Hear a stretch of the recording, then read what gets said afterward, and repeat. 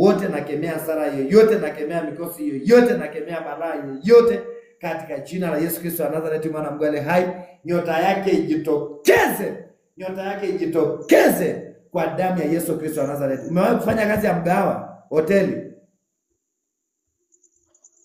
Ndio nilifanya haka, lakini nishaacha. Ilikuwa ya kwako au ya mtu? Mwanzo ilikuwa ya watu, ya pili ikikuwa ya kwangu, lakini leo hii nimeacha. Kwa sababu nyota yako ilikuwa kama inapata, nyota yako imeharibiwa kwenye mambo ya mgahawa, mambo ya hoteli. Ndio.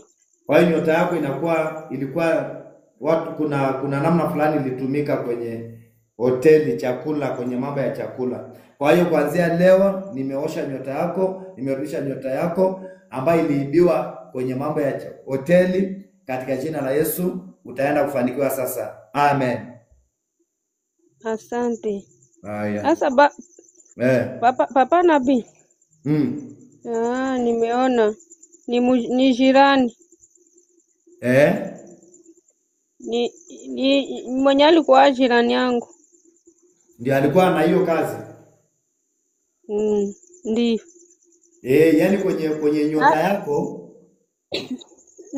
naona ilitumika kwenye mambo ya hoteli, mgahawa, chakula. Alikuyaka saa 2 ya usiku, akikuja kujilazima swahani. Akesema yeye anakuwa na wateja wengi, sahani za kwake zimeisha. Akesema mimi nimsaidie. Nikisema nikusaidie, hapo hakuna shida, nitakupa tu. Alafu nikempatia hizo sahani. Makati ilifika saa kama siku 2 hivi, nikaenda kuzitafuta kwenye bafu yake ya masahani, sahani haziko.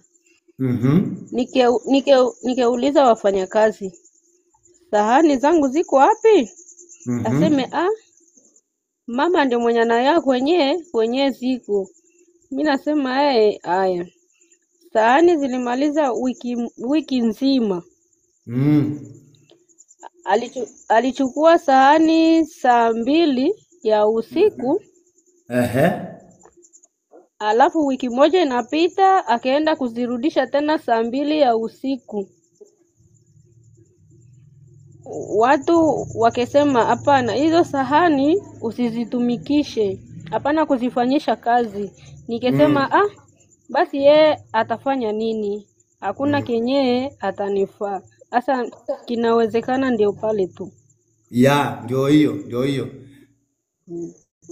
Ndio hiyo. Kuna mtu ambaye alikuja kabisa akatumia nyota yako kwenye ofisi yake, chakula, kwenye mambo ya chakula. Kwa hiyo kuanzia leo narudisha hiyo nyota. Irudi kwa jina la Yesu Kristo wa Nazareti, mwana wa Mungu aliye hai.